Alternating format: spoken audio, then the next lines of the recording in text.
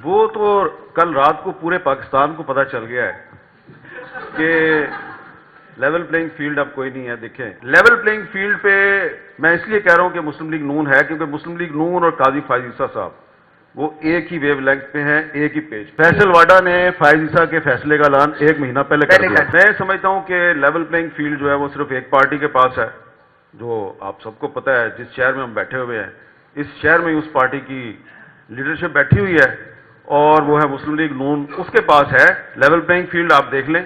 اور وہی جو ہے جب پشاور ہائی کورٹ نے فیصلہ کیا کہ تحریک انصاف کو الیکشن سمبل دیا جائے تو پیپلز پارٹی نے مخالفت نہیں کی اور اے این پی نے مخالفت نہیں کی, جے یو آئی نے بھی مخالفت نہیں کی. اگر مخالفت کی تو صرف مسلم لیگ نون نے کی. تو ڈکٹیٹر کے خلاف چلی تھی. اس مرتبہ جو تحریک ہے وہ ایک مائنڈ سیٹ کے خلاف چلے گی, یہ مجھے لگتا ہے. ٹھیک ہے, اس کی وجہ یہ ہے کہ جو behind the scene international players جو پلاننگ کر رہے ہیں وہ مجھے لگتا ہے یہ امپلیمنٹ کرنا پاکستان میں بہت مشکل ہے. اس کی امپلیمنٹیشن کے لیے پاکستان میں مضبوط سیاسی جماعتیں چاہیے.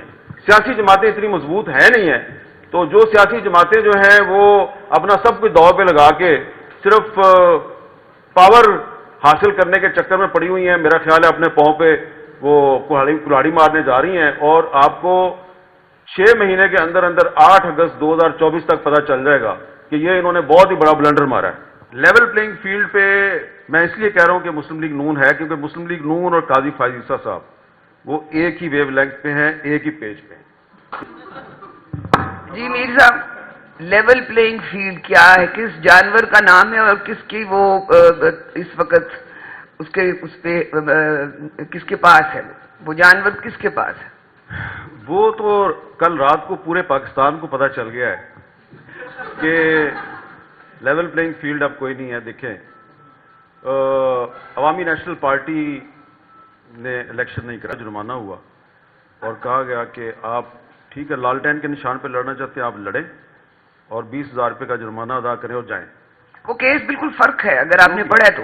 جو بھی ہے, لیکن نٹ شیل یہ ہے کہ انہوں نے بھی الیکشن نہیں کرایا اور ان کو 20,000 روپے جرمانہ ہوا اور الیکشن سمبل مل گیا لالٹین. ٹھیک ہے جی, چلیں.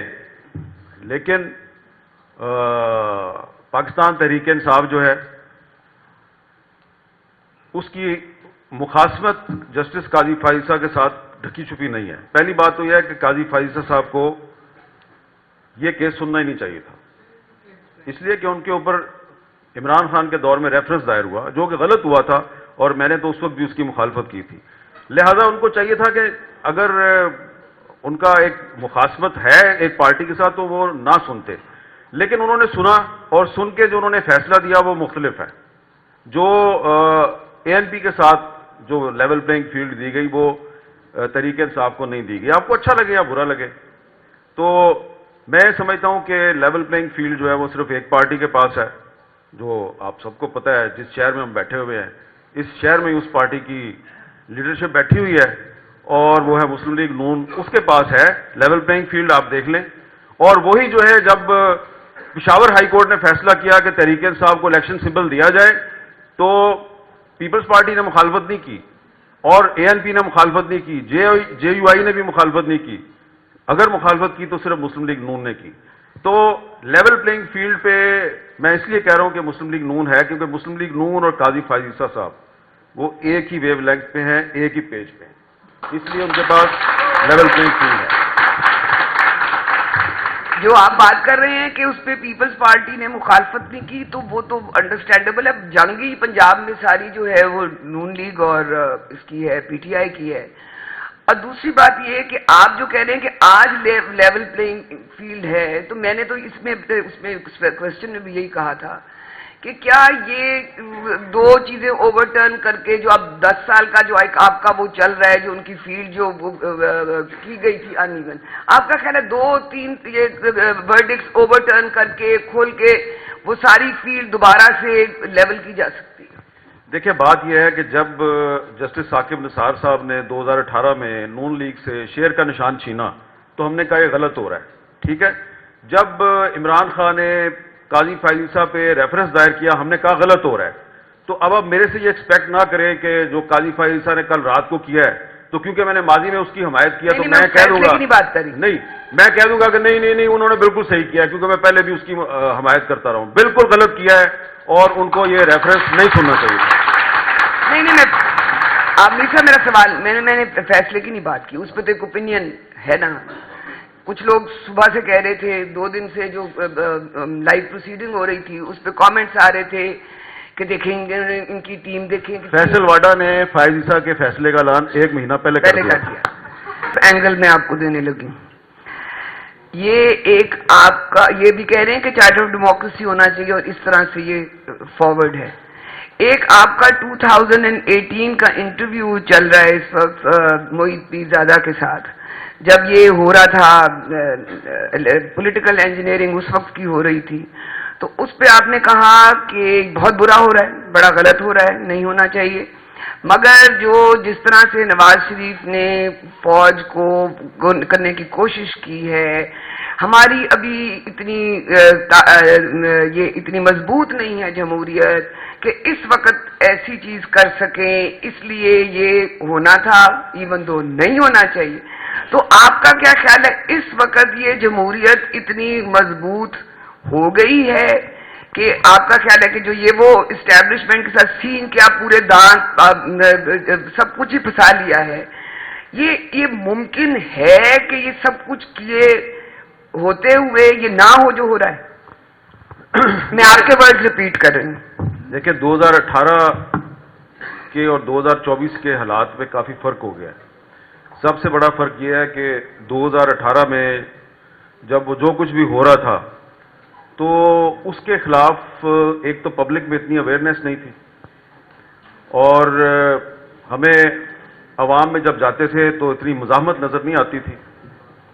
ابھی اویئرنیس بہت زیادہ ہے، اور خاص طور پہ پہلے تو سوری ٹو سے صرف ہمیں بلوچستان میں اور خیبر پختونخوا میں اور سندھ میں نظر آتی تھی، اب ہمیں کافی پنجاب میں بھی نظر آ رہی ہے.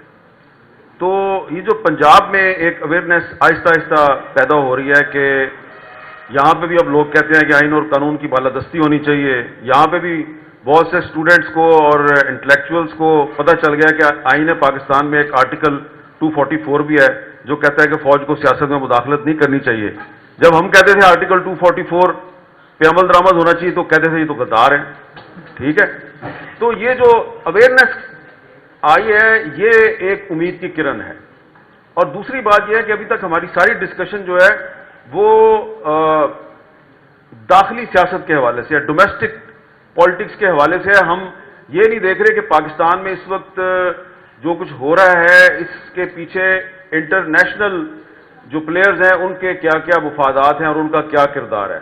مجھے یہ لگتا ہے، کیونکہ میں نے پچھلے 3-4 مہینے میں بہت سے لوگوں کے ساتھ اس پہ میری گفتگو ہوئی ہے، بہت سے لوگ انتظار میں ہیں کہ وہ انتظار کر رہے ہیں کہ پاکستان میں یہ ہو جائے تو ہم یہ کریں گے، یہ ہو جائے تو ہم یہ کریں گے. مجھے لگتا ہے کہ 8 فروری کو الیکشن ہو جائے گا اور اس کے بعد جب کچھ جو پاورز ہیں ان کی ایک من پسند حکومت یہاں پہ آ جائے گی تو اس حکومت کو پش کیا جائے گا کہ وہ ایک تاشقند ایگریمنٹ کرے. یاد ہے نا تاشقند ایگریمنٹ جو جنرل ایوب خان کے زوال کا باعث بنا تھا؟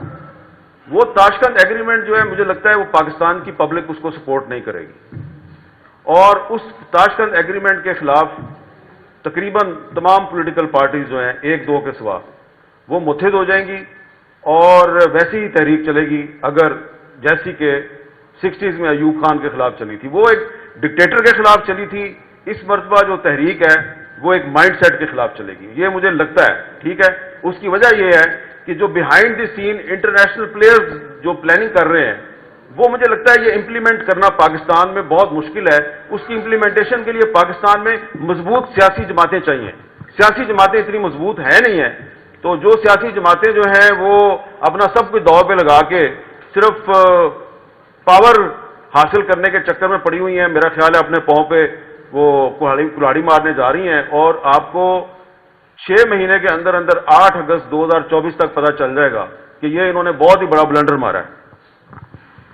اچھا، یہ تو خیر آپ کی پریڈکشن ہے.